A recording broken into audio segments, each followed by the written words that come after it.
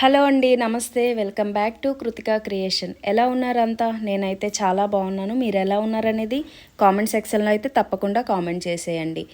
ఈరోజు అయితే మనం ఇన్విజిబుల్ చైన్ మేకింగ్ అనేది చూసుకుందామండి. ఆ, నే నేర్చుకుందాం. ఎందుకంటే మోస్ట్ ట్రెండింగ్లో ఉంది కదా, అందరూ కూడాను ఎలా దీన్ని చేయాలి, దీని ప్రాసెస్ ఏంటి, ఎలా మేక్ చేయాలి అనేది ఒక్కొక్కరు ఒక్కొక్క విధంగా చూపిస్తున్నారు. నేను కూడాను నాకు తెలిసిన వేలోని నేను కూడా ఇదే ఫస్ట్ టైం అనమాట చెయ్యడం. ఎలా వచ్చింది, ఎలా చేసుకుందాం అనేది మీతో పాటు నేను కూడా, నాతో పాటు మీరు కూడా చూడండి.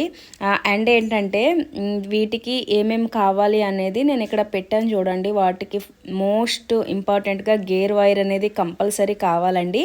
గేర్ వైర్ తర్వాత మనకి కంపల్సరీ కావాల్సినవి ఏంటి అంటే మనకి నచ్చిన లాకెట్స్ ప్లస్ ఏమంటారంటే వీటిని లాక్ బీడ్స్ అనమాట. లాక్ బీడ్స్ కంపల్సరీ కావాలన్నమాట. నెక్స్ట్ వీటికి కావాల్సిన టూల్స్ ఏంటంటే కట్టరు ప్లస్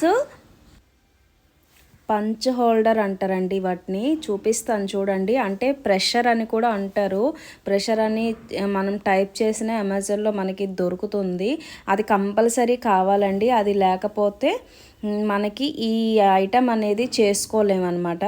సో ఇప్పుడు మనం చాలామంది కూడాను గేర్ వైర్ని తీసుకొని వాటిని నచ్చిన సైజులో అయితే తీసుకుంటారు. కాకపోతే ఏంటంటే దానికంటూ ఒక మెజర్మెంట్ ఉండాలండి. మనం ఎవరికైనా సేల్ చేయాలి అనుకుంటే 30 to 35 తీసుకోవాలి. నేనైతే 40 తీసుకున్నాను.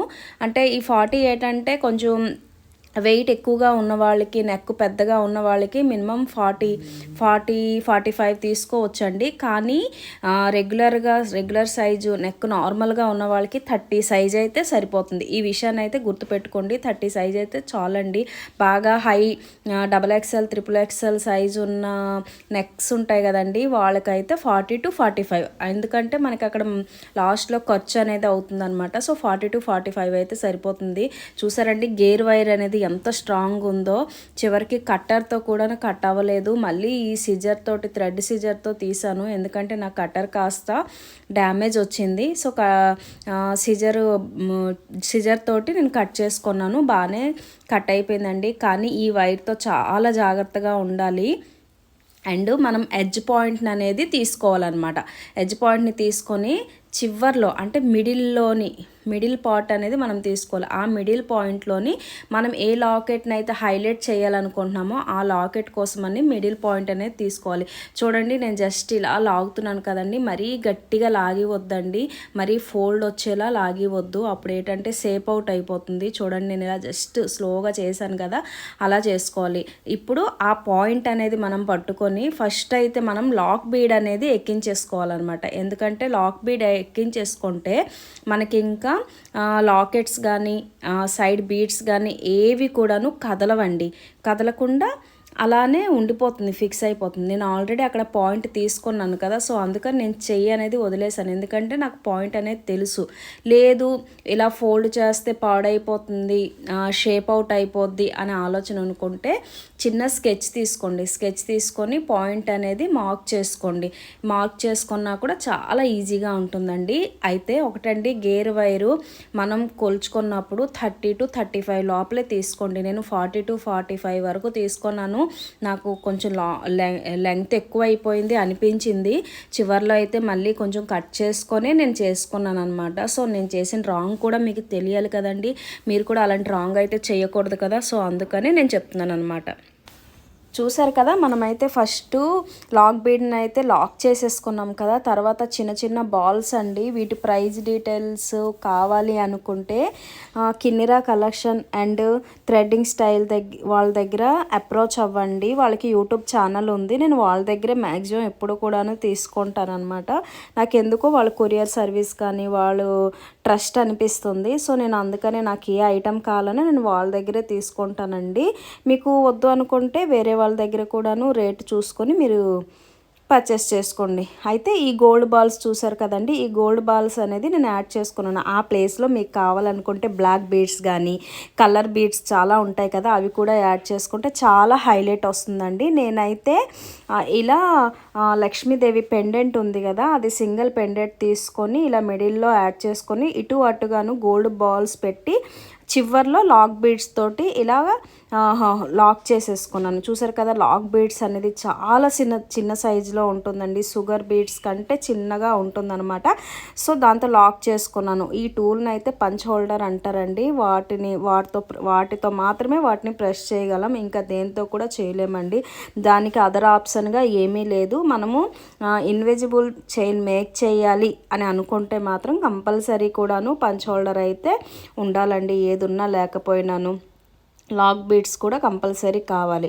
సో ఇప్పుడు నేను సైడ్న కూడా ఒక ఇటు 2 అటు 2 లాకెట్స్ అయితే పెట్టాలనుకున్నాను. దానికోసమని నేను చిన్న పోల్కి డ్రాప్లో ఉండే బ్లాక్ కలర్ స్టోన్స్తో వచ్చే లాకెట్స్ అనేది చిన్నవి తీసుకున్నానండి. దీని ప్రైజ్ వచ్చి 20 రూపీస్ పీస్ పడింది అనమాట. లక్ష్మీ పెండెంట్ ప్రైజ్ అయితే సపరేట్ అండి, 50 రూపీస్ ఎంతో పడిందనమాట. నేనైతే దీనికి 3 మీటర్స్ అనేది 3 ఇంచెస్ అనేది తీసుకున్నాను గ్యాప్. మీరు కావాలనుకుంటే, అంటే ఇది XXL సైజ్ ఇలా చెప్పాను కదా, సో మీరు చిన్న సైజు నెక్ ఉన్న వాళ్ళకైతే 2.5 ఇంచెస్ తీసుకుంటే సరిపోతుంది అనమాట లెంగ్త్ అనేది. మనం ఇటు ఎంత లెంగ్త్ తీసుకున్నామో అటువైపు కూడాను సేమ్ అదే లెంగ్త్ తీసుకోవాలండి.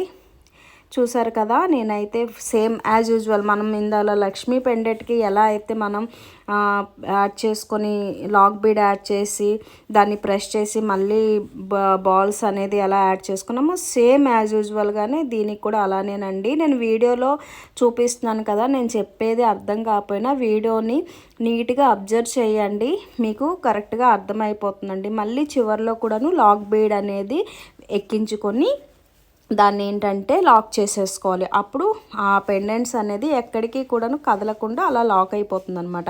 సో అంతేనండి ప్రాసెస్. ఇది చాలా సింపుల్ అనమాట. ఒకసారి మనం మేక్ చేసుకున్నాం అనుకోండి, మనకి అది అర్థమైపోతుంది. ఇంకో విషయం ఏంటంటే, ఈ లాక్ బీడ్ అనేది ప్రెస్ చేసుకున్నప్పుడు ఇటు అటు కదిలిపోతూ ఉంటుంది. సో మనం అదైతే జాగ్రత్తగా చూసుకొని చేసుకోవాలండి. ఒక బీడ్ 2 బీడ్స్ మనం ప్రెస్ చేసుకున్న తర్వాత ఆటోమేటిక్గా మనకి తర్వాత అర్థమైపోతుంది. చూసారు కదండి, నేను ఇలాగ గ్యాప్ తీసుకొని ఇటు అటు వైపు కూడాను లాకెట్స్ అనేది పెట్టుకున్నాను. చాలా బాగా వచ్చిందండి.